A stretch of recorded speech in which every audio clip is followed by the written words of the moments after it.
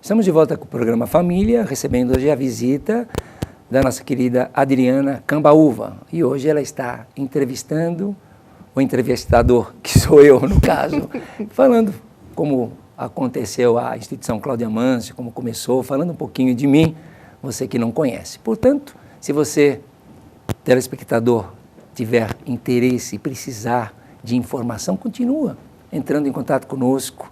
Nós temos uma especialista que sabe muitas coisas sobre dependência química, que vai te atender através do nosso hotline 11 973 18 84 36 ou pelo nosso e-mail programaabc@net.com.br.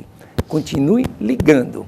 É isso aí, continue e permaneça conosco, porque nós estamos também sabendo de muita coisa agora aqui nessa programação de hoje. A gente sabe que a negação é o primeiro fator que aparece quando você acaba percebendo que tem alguma coisa diferente na sua casa em relação a seu pai, sua mãe, filhos e tudo mais. Você, desde o início, tem uma metodologia que você utiliza no processo de tratamento. Sem dúvida. Que você percebeu que era que realmente tinha e dava mais condições de recuperação. 500 mil de brasileiros hoje consomem drogas atualmente. Aí eu quero saber de ti. Levando em consideração que novas drogas entram no mercado diariamente, Cláudio. A gente falava, no passado recente, de algumas drogas sintéticas e tudo mais. Agora parece que semanalmente vem alguma coisa no mercado que ninguém sabe de onde é que apareceu e como entrou e aquelas coisas todas. O aumentou consideravelmente a aproximação do narcotraficante nas bocas de fumo. A aproximação desse povo também está muito presente no local onde os indivíduos vão buscar essas drogas. A gente sabe que tem cartel de crime, violência, lavagem de dinheiro, sem contar a conivência dos policiais. Essa guerra, a gente tem que mecanismos para combatê-la se a gente fica num determinado momento da vida da gente sem ter forças para combatê-la, porque diz respeito a políticas públicas também. O indivíduo, ele está predisposto em algumas ocasiões, principalmente as crianças, que têm uma porta escancarada para as drogas. Quem acompanha a tua programação sabe que você diz isso em todos os programas. Isso é fato. Nós vivemos um momento muito delicado, porque o início do seu trabalho, ele estava praticamente, parece até contos de fadas, perto do que nós vivemos hoje. Eu fico imaginando como você fica vendo a situação que nós estamos hoje à mercê de tantas novidades no mercado e com as nossas crianças, os nossos jovens, os dependentes químicos de uma certa forma, assim, com essa questão, com essa disponibilidade. Como você se sente hoje? Não, realmente mudou-se muito o perfil dos usuários e novas substâncias acabam entrando no mercado. Aquilo que há 10, 15, 20 anos era em outros países, algo que a gente não imaginava chegar, atingiu. Não chegou, falava-se, né? Até heroína hoje existem usuários. Eu pego pessoas que venham, que passam por mim e são usuários. E coisa que a gente jamais poderia imaginar que chegasse. Então hoje tem todas as substâncias. Mas o fato é assim, que hoje só de usuários de maconha já não é mais 500 mil. Chega quase a 2 milhões só de maconha. E de 7 a 9 milhões de pessoas que utilizam álcool. Aumentou-se demais o número de pessoas que utilizam. E quando se fala, então, de legalizar, todas as substâncias que são legalizadas, abre-se, né? Aumenta-se muito, sendo que hoje o usuário de maconha é 2% no Brasil, e se fala, às vezes, até de legalização. Se fosse 57%, 60%, 70%, vamos falar, mas 2%, sabendo que quando abre-se as portas, tudo tende-se a descancarar, para depois correr e fazer políticas para combater, então nem abre. que são coisas que... Você acredita, inclusive, que o Brasil não esteja preparado para discutir? De forma alguma. Nenhuma questão... Tem uma porção de pseudos entendidos que legislam sem conhecimento de causa. Quem tem que ter conhecimento de causa são especialistas, que tem que ser a bancada de juristas, não juristas que falam por especialistas, com quem está na mão na massa, nós que atuamos e convivemos, mas falar sobre uma substância que hoje é roleta russa, em cada 6 usuários de maconha, um vai se tornar dependente, é teu filho, é o teu filho político, aquele que me representa, não me representa, porque aquele que me representa tem por obrigação de conhecer os efeitos da maconha, então jamais, é roleta russa, um tambor, eu falo, uma bala, eu não vou, Sem dúvida. Tem, tudo bem, de 6 tem uma bala. Você quer fazer roleta russa? Ninguém quer. Pois é, de 6 que usam, um vai se tornar dependente. Vou saber quem é? Não sei, mas vai se tornar. Quais os danos? Muitos danos. É só procurar nas pesquisas científicas que vai ver. As fugas em escola, eu pego usuários de maconha no dia a dia. Todos eles abandonaram a escola, difícil aquele que vai querer continuar. Mas as estatísticas mostram que a grande maioria dos encarcerados são dependentes químicos. Utilizam. Utilizam, a grande maioria. Mas para ficar dentro de um local daquele, quase sem atividades, é uma forma de segurar, né? É a pílula, né? Já que não vai dar o danoninho que em muitas instituições dão, que é para o cara ficar lá bem assim impregnado, vão impregnar de drogas. Assim eles não vão fazer muito tumulto, ficam tudo lá a pasmo, ficam ali, né, vegetando. Mas muitos deles, a gente sabe, Cláudio, que já estava numa situação dentro da própria dependência química e que foi para outro lado, era mais... Eu não diria que as coisas são fáceis para quem tem uma doença dessa natureza, nem que são fracos, nem que é fácil, e muito menos porque é muito difícil para quem lida com essa problemática, porque tem fatores genéticos, tem fatores de convivência, o meio que você está... A gente que trabalha com educação durante tanto tempo sabe justamente que não é tão sutil assim, né? Você falar, é porque aconteceu tal coisa. É uma infinidade de... Sim, mas, por exemplo, encarcerados. Há muitos presos que não deveriam estar na cadeia, deveriam estar fazendo tratamento. Exatamente. Eu converso com pessoas que me falam, fiquei 6 anos, 8 anos, o que você fez? Eu roubei. Roubei o quê? Roubei um carro, roubei isso, aquilo, mas mas eu estava drogado e eu roubei porque eu queria usar. Então tem muitas pessoas que não têm uma índole perversa, eles precisam de tratamento, são doentes, não deveriam estar presos. Tem, sim, atos e comportamentos insanos, mas um juiz diante de algo que vai ali, não é? Consta lá na petição, o que dados que ele tem para falar o que naquele momento? Então existem projetos hoje, em determinados locais, que o próprio, eu há pouco tempo, falando aqui com um juiz de Ribeirão, Dr. Glauco Cardoso Glauco Leite, alguma coisa assim. Ele é juiz criminal da instância de Ribeirão Pires. E lá ele tem o projeto Justo. Qualquer infrator, um jovem, desde o pichador, usuário de maconha, ou mesmo de outra substância, se passa por ele, não vai preso não. Ele vai querer saber um pouco mais, e aí o que ele vai fazer? Ele vai fazer com que chama a família, ele tem uma equipe multiprofissional, não é? Sendo que um dos psicopedagogos é o Ricardo Galhardi, ele é um dos, tem sociólogo, tem pedagogo, tem professores, tem a polícia militar, tem todo o próprio juiz, eles estão envolvidos, grupo de narcóticos, de alcoólicos, de amor exigente, ele exige que a família vá com o filho, uma vez ou 2 por mês nesse grupo, durante 2 horas de conscientização, durante 1 ano. E aí sensibiliza, leva o jovem para algum tipo de projeto, assim, de reciclagem, com trabalhos manuais, teatro, dança. Ele envolve o sujeito, ele faz o sujeito se sentir importante, não é? Muitos pichadores reservam um espaço, vê o que tipo de coisa que eles podem utilizar, enfim, ele trabalha o jovem. Aprimorar o talento, o indivíduo já tem o talento ali. Não vai preso, conscientiza a família, começa a ser educado e ser modelo. Então precisa um movimento desse. Certo? Não é assim, vou prendendo. Vamos chamar a família, porque prender ele vai continuar usando, ou vai aprender a usar. O Sistema Nacional de Políticas Públicas sobre Drogas aqui no Brasil é responsável pela elaboração, articulação, implementação, acompanhamento, fiscalização, aí entra também o setor de saúde pública do SUS, aí entra a Anvisa, é uma coisa que vai tomando um vulto, né, que cada vez mais... É complexo. É muito complexo. Tem os padrões, você vai ter os protocolos, que você vai ter que realmente...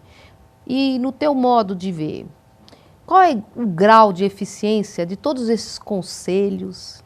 O CAPS, o que representa hoje para a população, quando a família percebe que precisa de um acompanhamento. Como você vê essa movimentação de políticas públicas sobre drogas no Brasil? E que tem outro agravante, conforme muda a filosofia do partido do governo, muda tudo que já estava indo para um caminho. Nós vamos, a partir de agora, fazer de outra forma. Porque a equipe que toma posse não pensa da mesma maneira que a equipe anterior. Aí muda-se todo o processo e o encaminhamento do projeto. Se você não fica nem sabendo estatisticamente se teve efeito, está tendo efeito, se tem ali uma objetividade de retorno do que está sendo investido, porque é dinheiro público. Como você vê essa situação? Levando em consideração que você fica também à mercê de fiscalização da Anvisa e você querendo trabalhar com os dependentes e com os indivíduos precisando de um tratamento e você, assim, como é que faz? É complexo. É muita coisa também. Sem dúvida. Assim, políticas partidárias é complicado porque acontece isso que você está dizendo. Sai um partido, vem um outro, a proposta é diferente. Então, as políticas públicas, como hoje se tem, tá? Eu prefiro, mas como você disse, também não tem como ficar cobrando,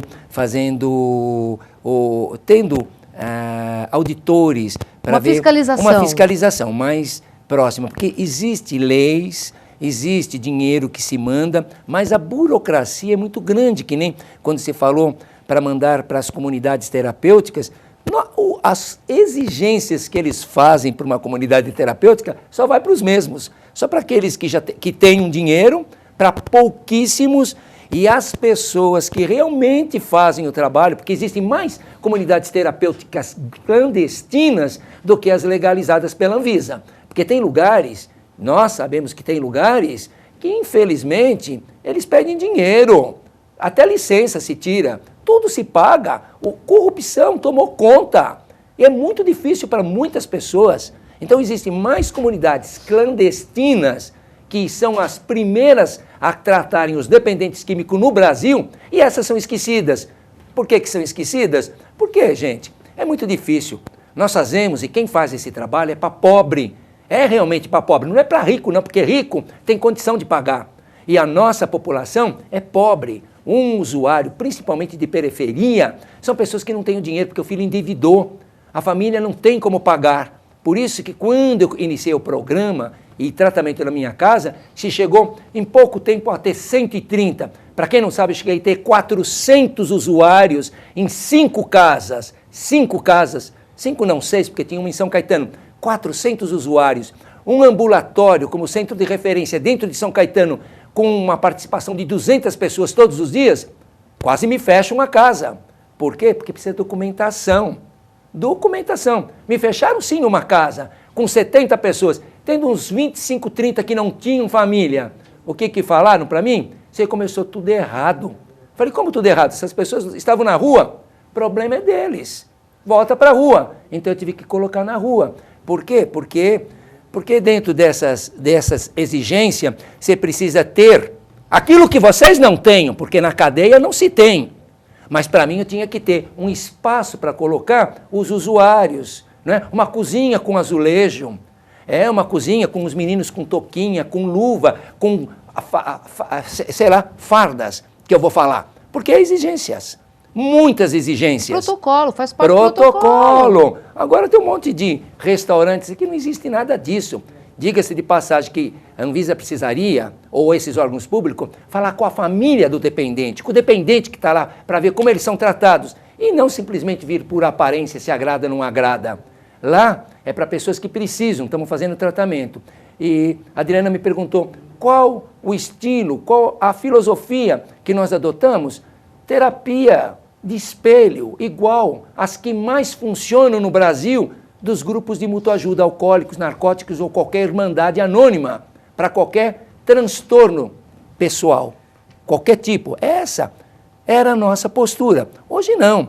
Hoje eu tenho mais conhecimento, posso trazer, tenho assim consultor, eu tenho pessoas que são voluntárias dentro da minha casa, mães e pais que foram fazer cursos, que têm lá assinaturinha bonita, horas que fizeram, e também tenho conhecimento.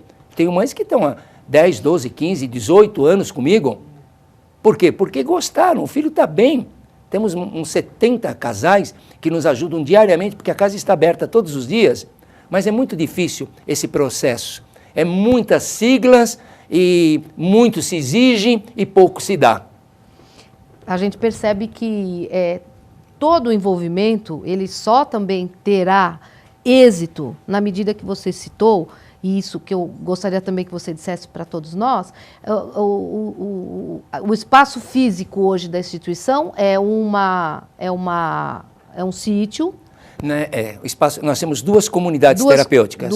Duas. Sim. Um sítio onde que eu permaneço um bom tempo da minha estadia nesse local, sim, por gostar mesmo. Então lá eu dou uma atenção, sou um dos responsáveis técnico. Sim. Eu tenho uma outra responsável técnica, que fica de segunda a quinta, eu fico de quinta a domingo. Tenho, sim, uma equipe, tenho voluntário, tenho um advogado que fica dentro da casa, que é um voluntário, uma pessoa que me está há muito tempo. Tem um outro voluntário que está há 15 anos nesse trabalho comigo, pessoa que está abstêmia.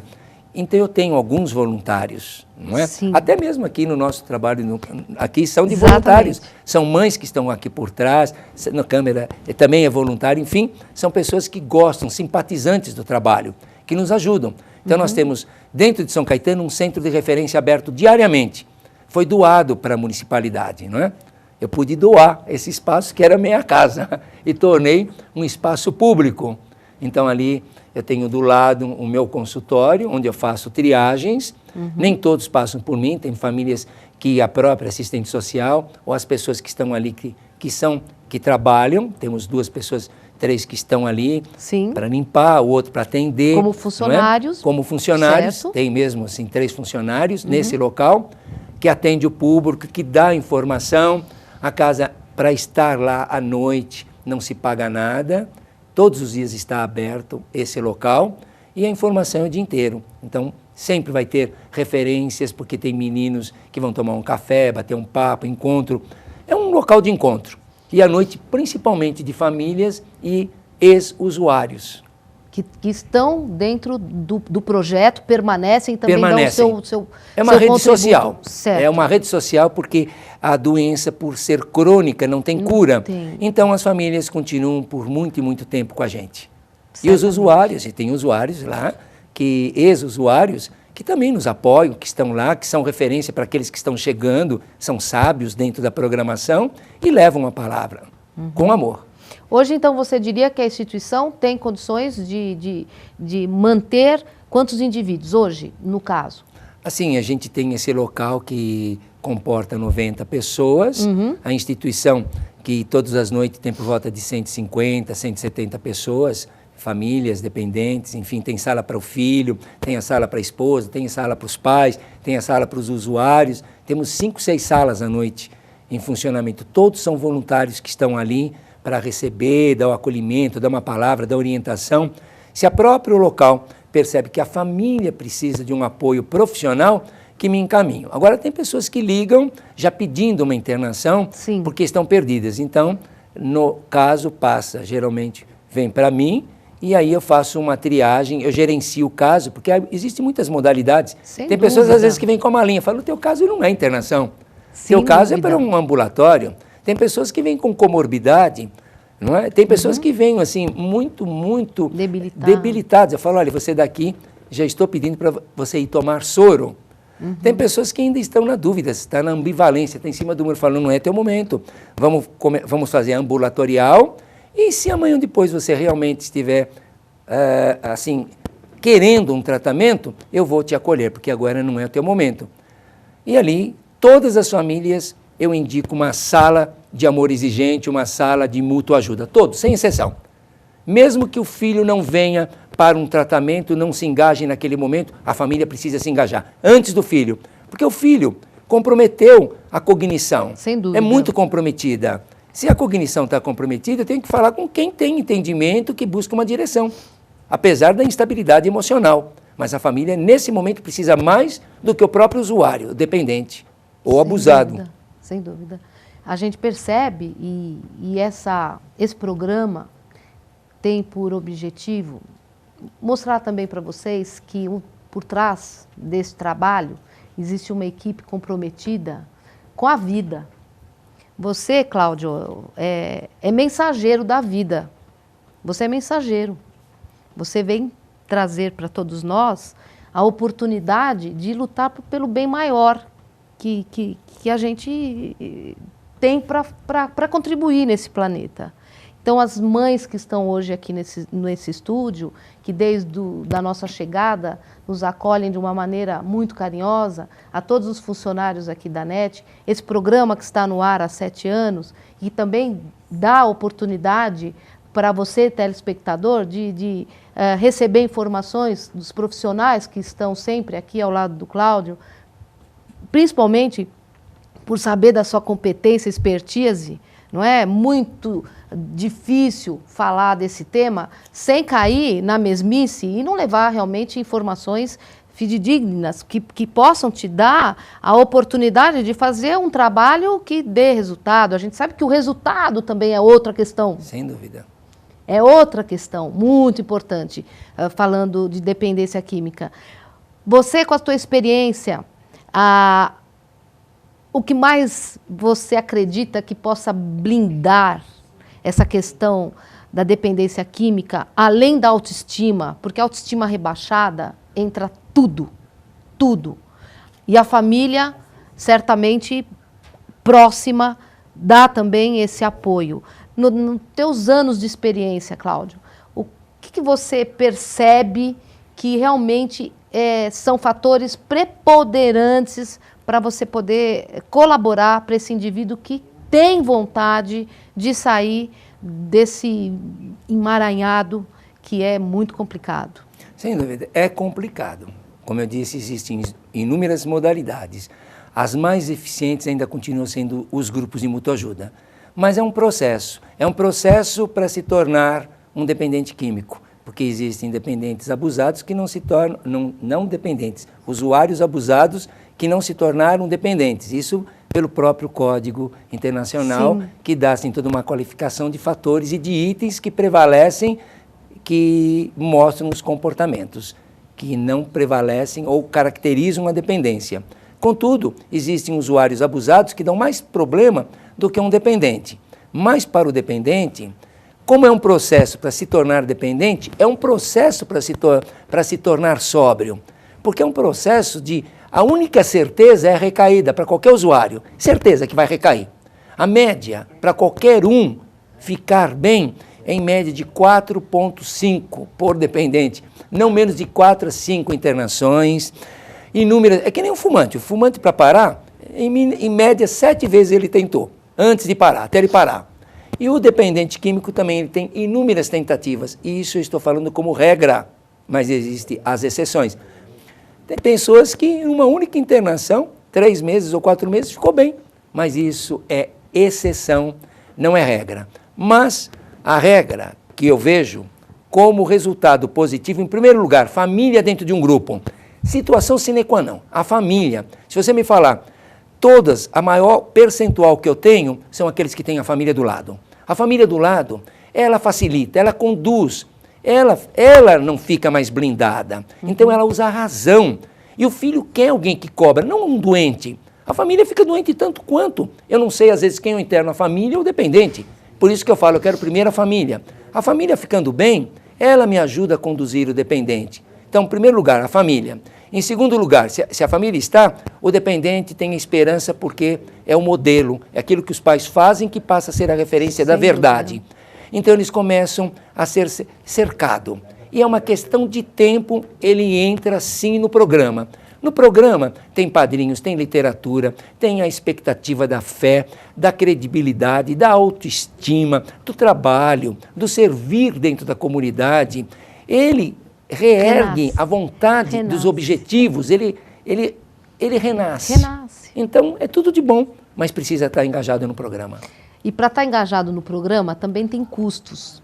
E eu quero que você, agora a gente já está finalizando o seu programa, e eu deixo aqui os meus agradecimentos, porque eu fiquei emocionadíssima de poder ter essa conversa com você, de passar essas informações para o teu público e desejar sempre muita felicidade, que você siga na paz, siga com saúde e que possa só prosperar nesse trabalho. Mas eu tenho certeza que você tem muita gente que está com você. Eu queria que você aproveitasse a oportunidade de agradecer as parcerias, os teus colaboradores, esse trabalho voluntário, porque é um contexto que tem muita gente com um objetivo que é realmente a vida. Sem dúvida, pois é.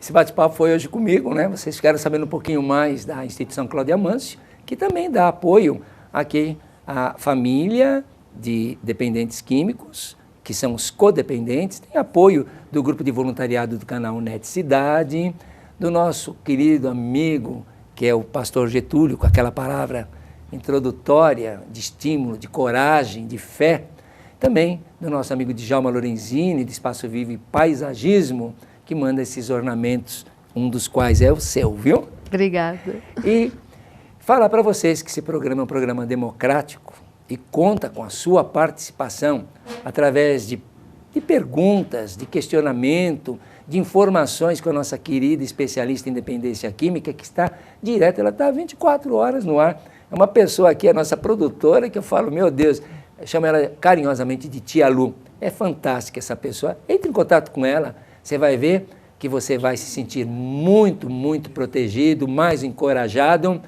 porque são pessoas que entendem, como disse a Adriana. Nosso forte abraço e até o próximo programa.